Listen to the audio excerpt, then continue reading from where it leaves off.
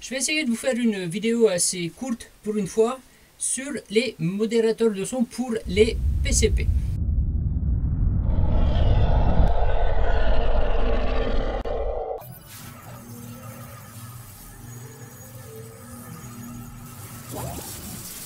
Alors, j'ai déjà fait une vidéo sur le modérateur pour le Bulldog de chez Buckrail. Je vous renvoie vers cette petite vidéo. Et puis là, je veux faire juste une petite mise au point. Je viens de faire la vidéo des essais comparatifs de plomb. Et donc j'ai fait certains tirs avec le Bulldog avec le modérateur de son et certains tirs sans modérateur.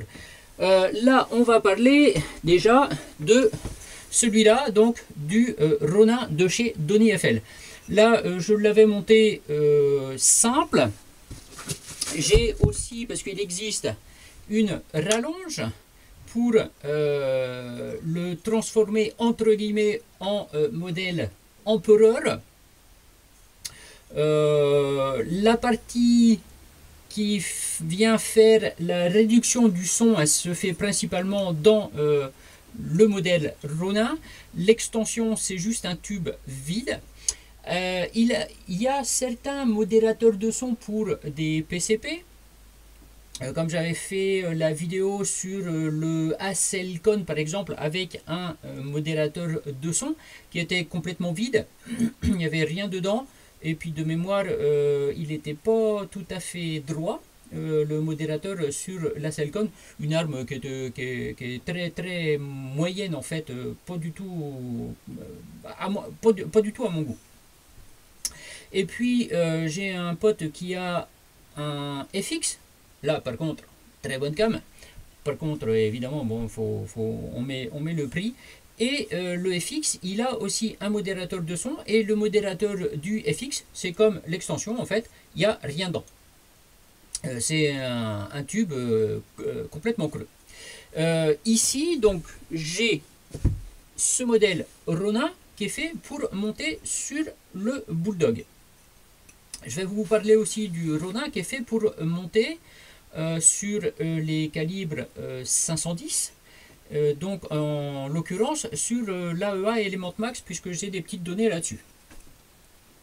Bon, ce qu'il faut savoir sur les modérateurs de son, donc là on parle du Bulldog. La grosse différence qu'on a entre le modérateur Ronin de chez Donny FL comparé au modérateur Buckrail, c'est d'une part le prix, parce que celui-là il coûte vraiment pas cher. Je l'ai payé je crois dans les $40. Ça il vaut à peu près je crois $200 de plus, quelque chose comme ça. Les modérateurs sur les PCP généralement ça fonctionne pas bien sur des plombs qui sont légers.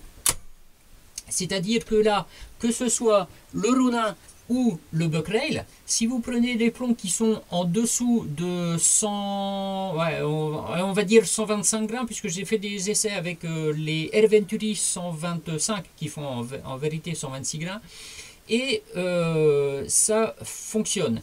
En dessous donc de 125 grains, on a des dispersions qui sont complètement aléatoires. J'avais fait donc notamment les essais avec le Buckrail sur les Vortex Big Bore Supreme. On n'avait pas trop de dispersion supplémentaire. Par contre, on avait certains autres, comme je crois les 95 grains PHP de chez Air Venturi. On passait d'une dispersion de ça à une dispersion de plus de 50 cm. Donc, quels que soient les modérateurs que vous prenez, en tout cas entre ces deux-là, j'en ai pas essayé d'autres. Hein. Là, moi, le Ronin me va très très bien. C'est de la super bonne gamme. Donc, je vais pas m'amuser à en acheter 50 000. Hein. Les modérateurs comme ça ne fonctionnent pas avec des plombs qui sont en dessous de 125 grains. Ça agrandit la dispersion. Alors, ça fonctionne au niveau de la réduction du son, mais pas au niveau de la dispersion. On a des dispersions qui sont complètement aléatoires.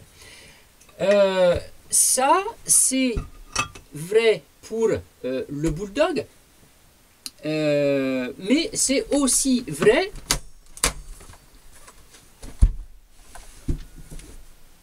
hop, pour l'Armada. Ici, j'ai l'Armada. J'ai un modérateur aussi de chez Donny Eiffel qui est un modèle Koi avec un montage rapide. Hop, et voilà, comme ça. Hop, voilà, donc montage rapide sur mon Armada. On a juste à faire un quart de tour et puis on l'enlève. Ça c'est pareil, le problème avec, j'ai essayé avec simplement une catégorie de plomb assez léger et c'est pareil, on vient augmenter la dispersion par rapport au tir sans modérateur. Donc, la plupart du temps, les modérateurs avec des plombs légers, ça ne fonctionne pas. Sur l'Armada, est-ce que c'est nécessaire un modérateur? Je dirais non.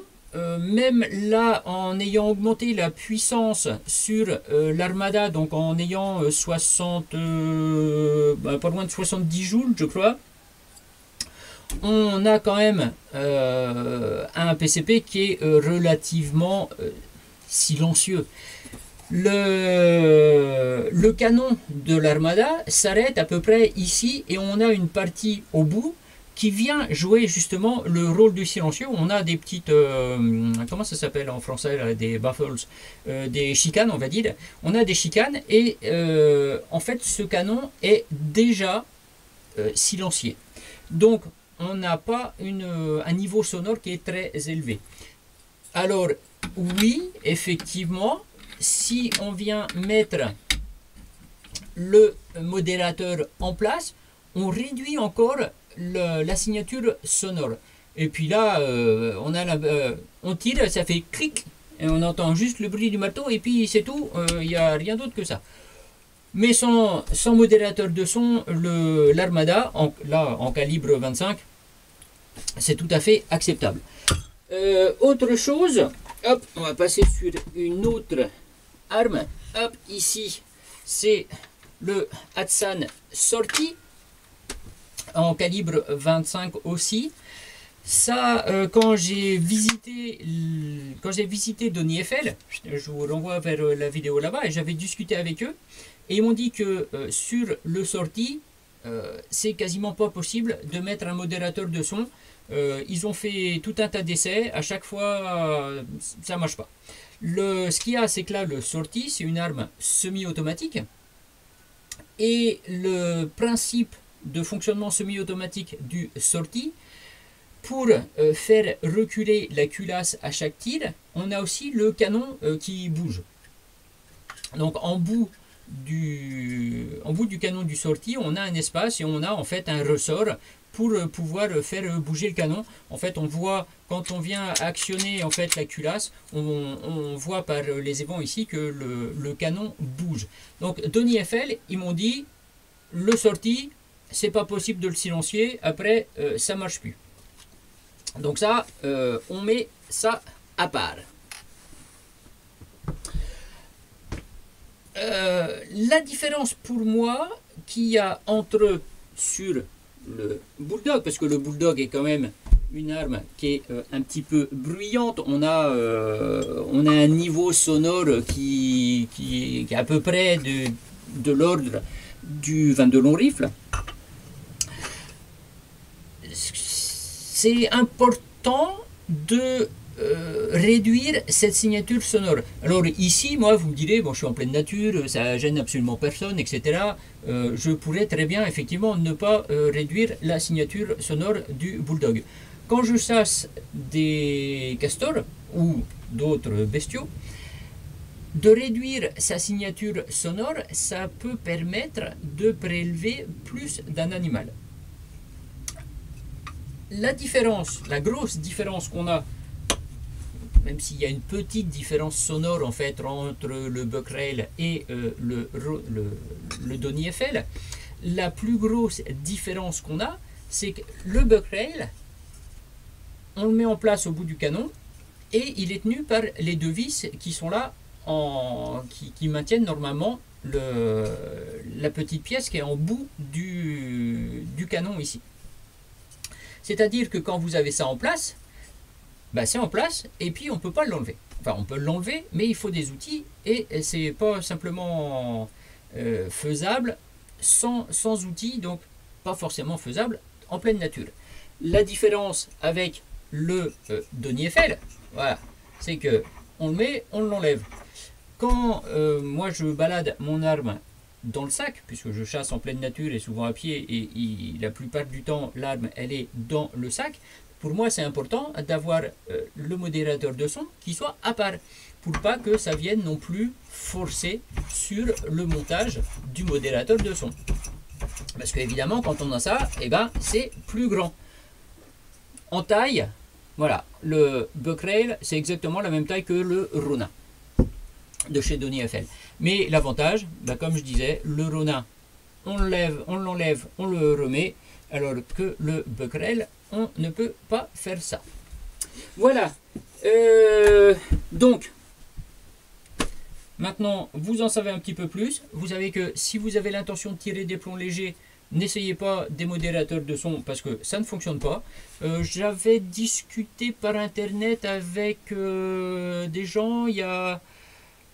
Je sais plus comment ça s'appelle en France, il y a une armurerie qui vend dans le même genre que le Buckrail, un silencieux donc imprimé en 3D, et qui ne fonctionne pas non plus avec des plombs qui sont légers, donc en dessous de 130 grains ça ne fonctionne pas non plus.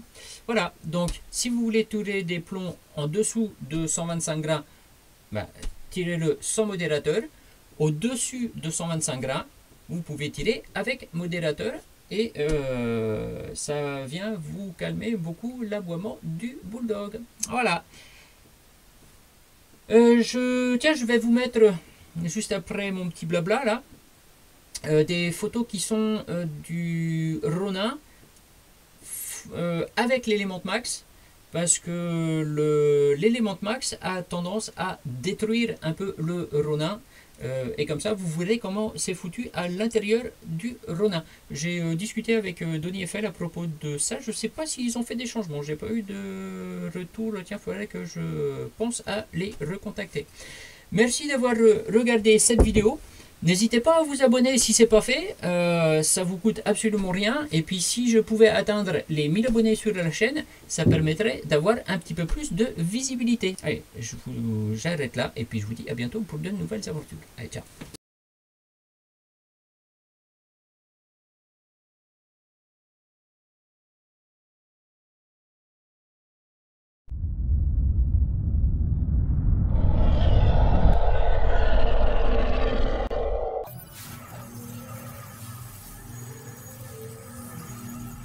What?